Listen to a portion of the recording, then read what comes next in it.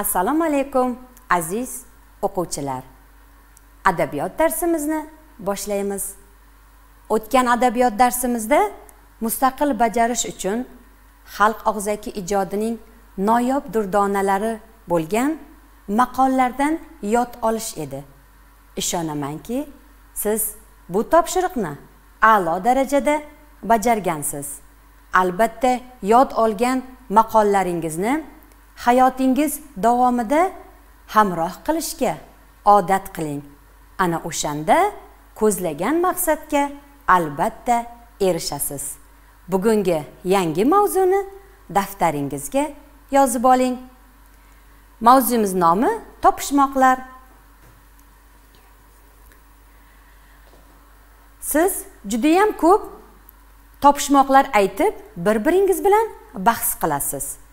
Topishmoqlarning javobini kim oldin topish o'yinini ham o'ynaysiz. Xo'sh, o'sha topishmoqlar nima ekan? Keling, birgalikda bunga javob topamiz. Topishmoqlarni ba'zan topmacha, matal, jumboq deb ham atashgan. Mumtoz adabiyotda chiston ham deb aytiladi. Topishmoq hammabop ommaviy janr hisoblanadi. Topishmoqlar insonning tasavvurini va tafakkurini o'stiradi. Topishmoqlar bolani yoshligidan mantiqiy fikrlashga o'rgatadigan tarbiya vositasi hisoblanadi. E'tibor bering, aziz o'quvchilar. Topishmoqda yashirin ma'no ko'pincha majoziy shaklda keladi.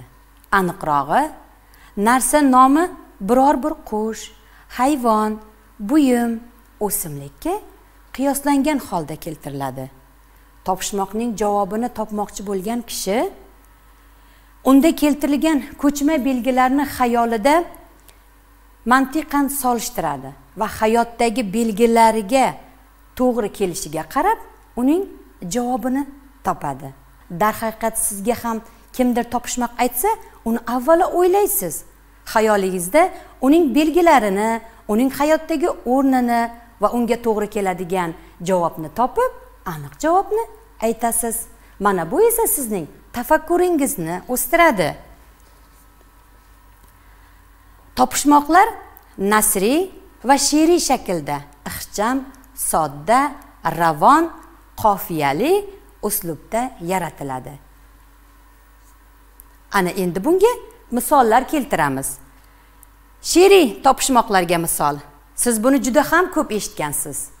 Chin qushim, chinni qushim. Chin tepaga qo'ndi qushim. Tumshug'ini yerga berib, xalqqa salom berdi qushim. Bu she'riy topishmoqqa misol. Buning javobi choynak. Juda to'g'ri. Keyingisi nasriy topishmoqqa misollar. Yer tagida oltin qoziq. Bu sabzi. Mana ko'rdingizmi? She'riy va nasriy topishmoqlarimizga misollar. Ana endi topishmoqlarning tuzilishiga e'tibor qarating. Topishmoqlar tuzilishiga ko'ra ikki xil bo'ladi. Bir predmetli va bir nechta predmetli. Demak, topishmoqda nechta predmet yashiringaniga qarab, ular shu turkumlarga bo'linar ekan. Bir predmetli topishmoqlarda aynan bitta predmet yashiringan bo'ladi. Bunga misol qoziq ustida qor turmas. Bu topishmog'imizning javobi tuxum. Bu topishmoqda aynan bittagina predmet yashiringan. Ikkinchi, bir nechta predmetli topishmoqlarimizga esa bunda kamida ikkita predmet yashiringan bo'lishi kerak.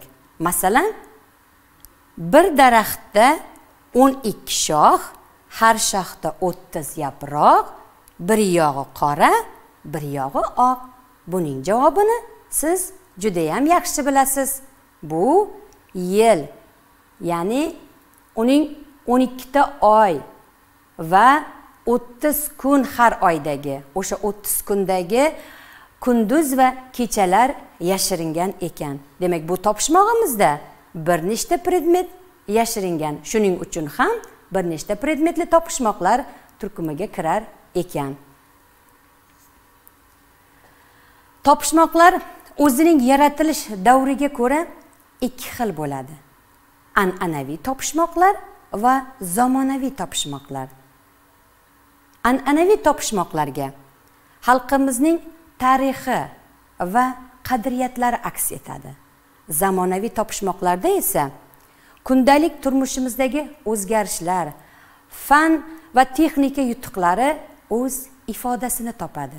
Topishmoqda mavzular ko'lami juda ham keng berilgan.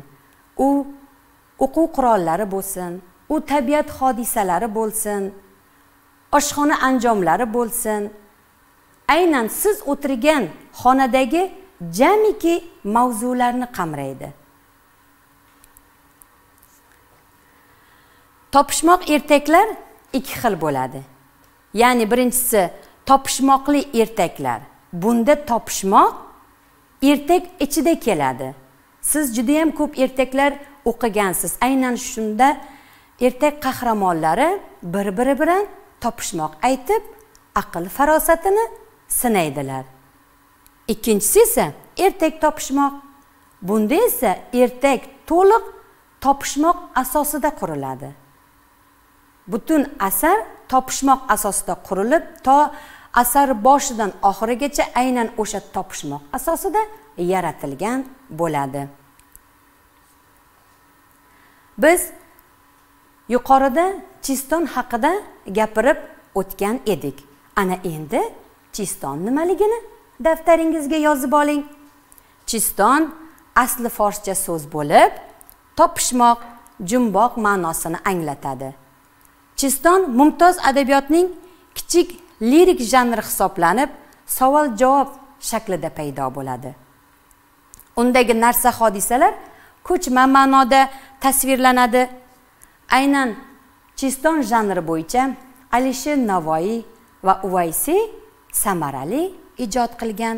Ana endi sizga Uvaysining Anor Chistonini e'tiboringizga havola qilaman. Ulna gumbazdur eshigi tuynigidan yo'q nishon. Necha gulgun po'sh qizlar manzil aylab turmakon. Sindirib gumbazni qizlar holidan olsam xabar, yuzlariga parda tortiqliq turarlar bag'ri qon. Mana aziz o'quvchilar, Chistonga Anor Chistonini namuna qilib aytib o'tdim. Keling, endi birgalikda topishmoqlarning javobini topib, tafakkurimiz va tasavvurimizni kengaytirishga harakat qilsak, bilimdon zukko o'quvchilarimiz bu topishmog'imizning javobini tezda topa oladi. Ixlos qo'ysang, o'rtoqman, ilmu fanga buloqman. Donolar aytganidek, ma'rifatga chiroqman. Kimki olarkan qo'lga, boshlayman yaxshi yo'lga. Bamisal oftobman. Chin do'stingiz javobini siz topasiz. Yuqorida aytganimizdek, topishmoqning javobini topish uchun xayolimizda uning hayotdagi belgilari bilan birgalikda taqqoslab harakat qilamiz. Ikkinchi topishmog'imiz yerga tushsa loy qilar, dehqonlarni boy qilar. Aziz o'quvchilar, javoblarni topgan bo'lsangiz, keling birgalikda solishtirib ko'ramiz. Birinchi topishmog'imizning javobi kitob. Ishonamanki, siz ham ushbu topishmoqning javobini tezda va aniq topgansiz. Chunki kitob insonning ajralmas eng yaqin do'sti hisoblanadi. Kitob hech qachon insonga xiyonat qilmaydi. Uni faqatgina to'g'ri yo'lga boshlaydi. Ikkinchi topishmog'imizning javobi siz topganingizdek bu yomg'ir. Darhaqiqat yomg'ir dehqonlarni boy qilib dasturxonimizni to'kin sochin bo'lishiga sababchidir. Mana aziz o'quvchilar, topishmoqlar mavzusiga ajratilgan vaqtimiz ham o'z nihoyasiga yetdi. Siz bilasizki, maqollar va topishmoqlarning o'xshash va farqli tomonini. Maqolda ibratli fikr hukm shaklida bo'lsa, topishmoqlarda esa yashirinlik, sirlilik mavjud. Ular bir-biri bilan o'xshash va farqli tomondan qat'iy nazar inson tarbiyasiga xizmat qiladi. Demak, daftaringizga mustaqil bajarish uchun topshiriqlarni yozib oling. Darsligingizda berilgan topishmoqlarni yod olib, undan tashqari ota-onangiz yordamida yoki katta opa-akalaringiz yordamida darslikka kirmagan topishmoqlarni topib, bir-biringizga aytib bering. Shu bilan darsimiz o'z nihoyasiga yetdi. Keyingi darslarimizda ko'rishguncha salomat bo'ling.